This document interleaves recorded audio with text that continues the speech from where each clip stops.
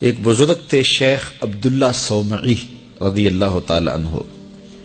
یہ نہر کنارے وضو کر رہے تھے تو کئی دنوں کے فاقے تھے. کیا دیکھا کہ پانی کی سطح پر بہتا ہوا ایک خوش نما سیب آیا تو اشتہاق غالب ہوئی، اس کو پکڑا اور کھا لیا. جب کھا چکے تو پھر خیال آیا یہ تو میرا تھا ہی نہیں، یہ تو مال لقطہ تھا تو میں نے اس کو کھا لیا. اب اس کا مالک کیسے ملے؟ جس سمت سے پانی آ رہا تھا اس سمت سفر شروع کر دیا. کئی دنوں کی مسافت کے بعد دیکھا کہ ایک باغ ہے جس کی شاخیں اس پانی کی طرف لٹک رہی ہیں. سمجھ گئے کہ یہیں سے گرا ہوگا اور میں نے کھا لیا. خیر باغ میں پہنچے، مالک سے ملے، کہا کہ یوں میں نے ایک سیب کھا لیا ہے اور میرا غالب گمان یہ ہے کہ اس باغ کا وہ سیب تھا، تو میں معافی مانگنے آیا ہوں، یا پھر بتائیں کہ اس کا ہرجانہ کیا ہوگا. جب مالک باغ نے یہ بات سنی، وہ بھی صاحب نظر تھے، سمجھ گئے یہ تو کوئی در یگانہ ہے، یہ تو کوئی گوہر یکتا ہے. تو تیور بدل لیے، کہا ایسے تو نہیں معافی ملے گی. کہا حضرت کیسے ملے گی؟ کہا 12 سال تک میرے باغ کی گوڈی کرنا پڑے گی. اللہ اکبر. اور ایک شرط اس کے علاوہ ہوگی. کہا ٹھیک ہے، میری غلطی تو معاف ہو جائے گی نا. 12 سال تک باغ کی گوڈی کرتے رہے. ایک دن فرمانے لگے وہ صاحب باغ جو تھے کہ عبداللہ کوئی سیب توڑ کے لاؤ، مہمان آئے ہیں. تو وہ سیب توڑ کے لائے تو وہ کچے ہی تھے. تو کہا تم 12 سال ہو گئے ہو سیبوں کے باغ میں رہتے ہوئے، تمہیں پتہ نہیں کہ کچے سیب اور پکے سیب کیسے ہوتے ہیں؟ کہا حضرت مجھ سے قسم لے لیجئے 12 سال میں ایک دفعہ بھی نظر اٹھا کے سیبوں کی جانب نہیں دیکھا. ایک سیب کھایا تھا، میں تو اس کی سزا بھگت رہا ہوں، میں تو گوڈی کرتا ہوں، اوپر کبھی نظر بھی میں نے نہیں اٹھائی. سینے سے لگا لیا. کہا ایک شرط تمہاری پوری ہو گئی، اب دوسری شرط ہے کہ میری ایک بیٹی ہے جو آنکھوں سے نابینا ہے، کانوں سے بہری ہے، بول سکتی نہیں، اور وہ اپاہج بھی ہے، چل بھی نہیں سکتی. اس سے تمہارا نکاح کرنا چاہوں گا، اگر تمہیں قبول ہے تو معافی ہو جائے گی. کہا ٹھیک ہے جی قبول ہے، میرا گناہ معاف ہو جائے، میں زندگی کاٹ لوں گا، کوئی بات نہیں ہے. خیر نکاح ہو گیا. کہا کہ یہ کمرہ ہے، یہاں آپ کی زوجہ آپ کی منتظر ہے. جب وہاں گئے تو ایک خوبرو دوشیزہ منتظر تھی. تو فوراً پلٹے کہ میں غلطی سے کسی اور کمرے میں آ گیا ہوں.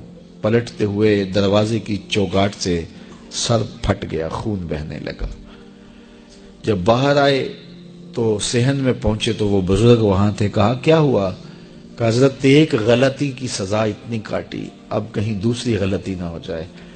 وہ تو کوئی اور ہے خاتون. کہا وہی تمہاری زوجہ ہے. تو میں بتاؤں کہ وہ بہری کیوں ہے؟ آج تک اس نے غیر محرم کی آواز نہیں سنی. تو میں بتاؤں کہ وہ بول کیوں نہیں سکتی؟ آج تک اس نے غیر محرم سے کلام نہیں کیا. اندھی اس طرح ہے، آج تک اس نے غیر محرم کو نہیں دیکھا. اور اپاہج جس طرح ہے، چل کے کبھی گھر کی دہلیز سے گئی نہیں ہے.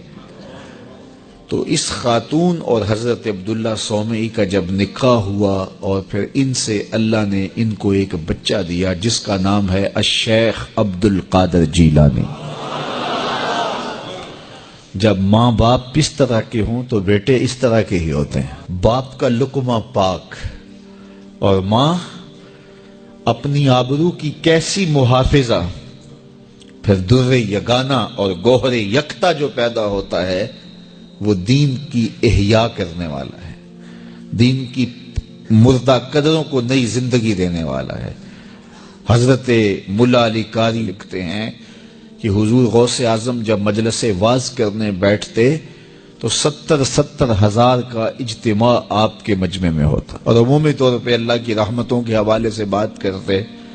اور جس دن آپ اللہ کے قہر، غضب اور جلال کی بات کرتے کئی جنازے اٹھتے. یہ آپ کی گفتگو کے اندر عصر کا رنگ اور شیرینی تھی. اللہ اکبر.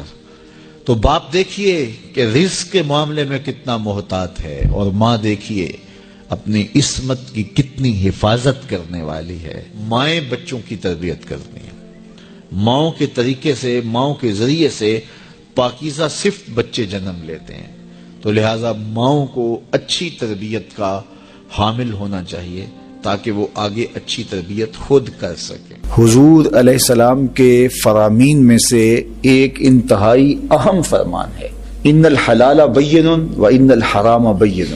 حلال بھی واضح ہے اور حرام بھی واضح۔ حلال اور حرام کے درمیان کچھ چیزیں شبہ والی ہیں، لا یعلمہن کثیر من الناس، زیادہ لوگ ان کو جانتے نہیں۔ جو شبہ والی چیزوں میں پڑ گیا وہ حرام میں پڑ گیا۔ ہمیں اگر پتہ چلے کہ فلاں ہوٹل میں جو کھانا ملتا ہے اس میں کوئی ایسی چیز ہوتی ہے تو ہم اعراض کر جاتے ہیں، 2 قدم آگے چلے جاتے ہیں کہ ہم صحت کے ساتھ کھلواڑ نہیں کریں گے۔ اسی طرح ہم اپنی امور زندگی میں یہ ضابطہ طے کر لیں کہ ہر وہ ذریعہ رزق جس میں ہمیں اندیشہ ہو کہ اس میں شبہ ہے، تو ہمارے لیے ہمارے جسم کی ساخت اللہ نے اس طرح تو نہیں بنائی کہ ہم وہی کام کریں اور کوئی کر نہیں سکتے، تو ہمیں اس کام سے گریز کر کے اس کام پہ جانا چاہیے جو بالکل حلال ہو۔ تو مشکوک کو بھی اختیار نہیں کرنا اور حرام سے تو مکمل اجتناب کرنا ہے، بلکہ بعض امور جائز بھی ہوتے ہیں لیکن وہ خلاف اولا ہوتے ہیں، اور خلاف اولا ہونے کی وجہ سے ان کو بھی ترک کر دیا جاتا ہے۔ صحابہ تابعین کو کہنے لگے کہ جن چیزوں کو تم معمولی سمجھ کے اختیار کرتے ہو، ہم ان چیزوں کو حضور کے دور میں مہلکات میں سے سمجھتے تھے کہ یہ چیزیں ہلاک کر دینے والی، اور ہم اس بات کا بہت زیادہ التزام کرتے تھے کہ اپنے معاملات کو بالکل صاف رکھا جائے۔ اسی طرح تقوی انتہائی احتیاط کا نام ہے۔ حضرت امام اعظم ابو حنیفہ علیہ رحمہ نے کسی سے قرض لینا تھا تو اس کے ہاں تشریف لے گئے قرض کے تقاضے کے لیے، دروازے پہ دستک دی اور پیچھے ہٹ کے دھوپ میں کھڑے ہو کے صاحب خانہ کا انتظار کرنے لگے۔ دھوپ بہت سخت تھی اور دیوار کا سایہ پڑ رہا تھا، تو کسی نے گزرتے ہوئے کہا کہ آپ سائے میں کیوں نہیں کھڑے ہو جاتے؟ تو فرمایا کہ صاحب خانہ سے میں نے قرض لینا ہے، اور جس سے قرض لینا ہو اس سے کوئی نفع حاصل کرنا سود ہوتا ہے، تو میں ڈرتا ہوں کہ کہیں یہ سود کے زمرے میں نہ آ جائے۔ حالانکہ یہ اس قبیل کی چیز نہیں تھی، لیکن سکھلانے کے لیے یہ احتیاط۔ حضرت امام احمد بن حنبل، ان کے پاس ایک خاتون آئی مسئلہ پوچھنے کے لیے، میں سود کاٹتی ہوں اور بازار میں فروخت ہوتا ہے میرے ہاتھ کا کاٹا ہوا سود، اور کبھی ایسا ہوتا ہے کہ میں چاندنی راتوں میں سود کاٹ لیتی ہوں، اور اس طرح کبھی بادشاہ کی سواری گزرتی ہے تو آگے شمع لیے خادم چل رہے ہوتے ہیں تو ماحول میں روشنی بڑھ جاتی ہے، تو میں پھر وہاں بھی کاٹ لیتی ہوں۔ تو میں یہ پوچھنا ہے کہ وہ کاٹا ہوا سود جو بادشاہ کی سواری کے ساتھ چلتے ہوئے چراغوں کی روشنی میں کاٹا گیا ہوتا ہے، وہ میرے لیے کاٹنا جائز ہے؟ اور دوسرا کہ وہ رات کے جو چاندنی میں کاٹا گیا سوت اور دن کے اجالے میں جو کاٹا گیا سوت، اس کی کوالٹی میں تھوڑا سا فرق ہو سکتا ہے، اگرچہ میں کوشش کرتی ہوں، تو کیا میں اس کو مکس کر کے بیچ سکتی ہوں؟ تو امام احمد بن حنبل نے اس خاتون سے پوچھا کہ تمہارا تعارف کیا ہے؟ اس نے کہا کہ آپ مسئلہ بتائیے، سائل سے اس کی ذات تو نہیں پوچھی جاتی۔ تو آپ فرمانے لگے کچھ مسائل ایسے ہوتے ہیں کہ سائل کی حیثیت سے مسئلے کی نوعیت بدلتی ہے، تمہیں بتانا پڑے گا تم کون۔ تو اس نے کہا کہ میں بشر حافی کی ہمشیرہ۔ تو فرمایا خاتون تمہارے لیے جائز نہیں ہے۔